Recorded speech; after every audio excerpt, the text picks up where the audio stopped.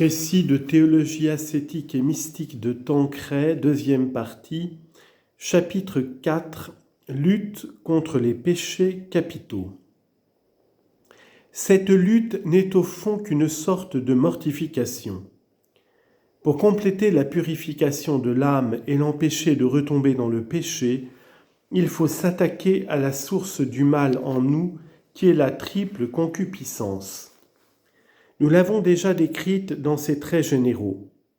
Mais comme elle est la racine des 7 péchés capitaux, il importe de connaître et de combattre ces tendances mauvaises. Ce sont en effet des tendances plutôt que des péchés. Cependant, on les appelle péchés parce qu'elles nous portent au péché, et péchés capitaux parce qu'ils sont la source ou la tête d'une foule d'autres péchés.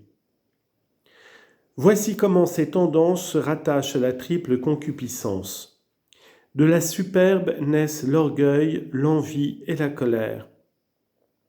La concupiscence de la chair produit la gourmandise, la luxure et la paresse.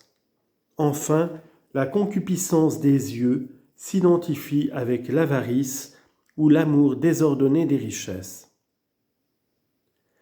La lutte contre les 7 péchés capitaux a toujours tenu une grande place dans la spiritualité chrétienne. Cassien en traite au long dans ses conférences et ses institutions. Il en distingue 8 au lieu de 7 parce qu'il met à part l'orgueil et la vaine gloire. Saint Grégoire le Grand distingue nettement les 7 péchés capitaux qu'il fait tous découler de l'orgueil. Saint Thomas les rattache aussi à l'orgueil et montre comment on peut les classer philosophiquement en tenant compte des fins spéciales vers lesquelles l'homme se porte. La volonté peut se porter vers un objet par un double mouvement, la recherche d'un bien apparent ou l'éloignement d'un mal apparent. Or, le bien apparent recherché par la volonté peut être soit la louange ou l'honneur, bien spirituel poursuivi d'une façon désordonnée, c'est la fin spéciale du vaniteux. Ou bien les biens corporels ayant pour but la conservation de l'individu ou celle de l'espèce, recherchés d'une façon excessive, sont les fins respectives du gourmand et du luxurieux. Ou bien les biens extérieurs aimés d'une manière déréglée sont la fin de l'avare. Le mal apparent qu'on fuit peut être l'effort nécessaire pour l'acquisition du bien, effort que fuit le paresseux, ou bien la diminution de l'excellence personnelle que redoute et fuit le jaloux et le coléreux, quoique d'une manière différente. Ainsi, la distinction des 7 péchés capitaux se tire des 7 fins spéciales que poursuit le pécheur. En pratique, nous suivrons la division qui rattache les vices capitaux à la triple concupiscence comme étant plus simple. Article 1. L'orgueil et les vices qui s'y rattachent. L'orgueil lui-même. L'orgueil est une déviation de ce sentiment légitime qui nous porte à estimer ce qu'il y a de bon en nous et à rechercher l'estime des autres dans la mesure où elle est utile aux bonnes relations que nous devons avoir avec eux. Assurément, on peut et on doit estimer ce que Dieu a mis de bon en nous en reconnaissant qu'il est le premier principe et la dernière fin. C'est un sentiment qui honore Dieu et qui nous porte à nous respecter nous-mêmes.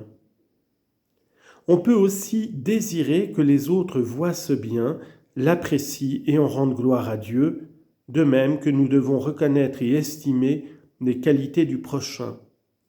Cette estime mutuelle ne fait que favoriser les bonnes relations qui existent entre les hommes. Mais il peut y avoir déviation ou excès dans ces deux tendances. On oublie parfois que Dieu est l'auteur de ces dons et on se les attribue à soi-même, ce qui est un désordre puisque c'est nier au moins implicitement que Dieu soit notre premier principe.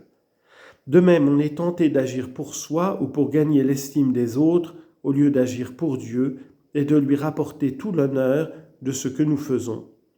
C'est un désordre puisque c'est nier implicitement du moins que Dieu soit notre fin dernière. Tel est le double désordre qui se trouve dans ce vice.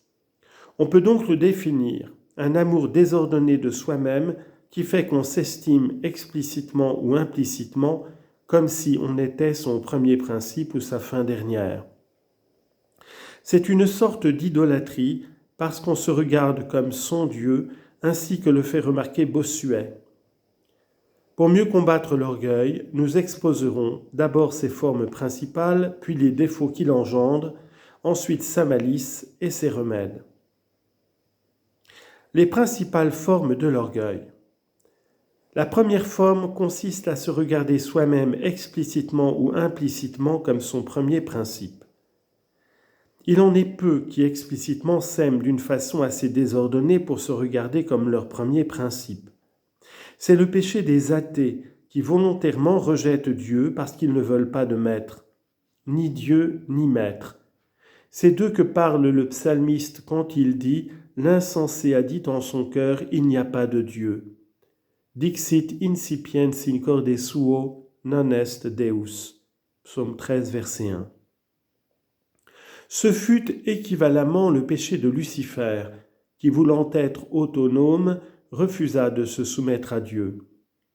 De nos premiers parents, qui, désirant être comme des dieux, voulurent connaître par eux-mêmes le bien et le mal. Des hérétiques qui, comme Luther, refusèrent de reconnaître l'autorité de l'Église établie par Dieu. C'est celui des rationalistes qui, fiers de leur raison, ne veulent pas la soumettre à la foi.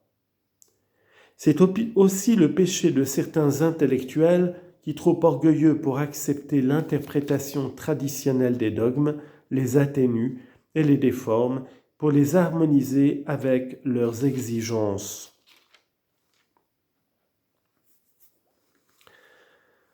Un plus grand nombre tombe implicitement dans ce défaut en agissant comme si les dons naturels et surnaturels dont Dieu nous a gratifiés étaient complètement nôtres.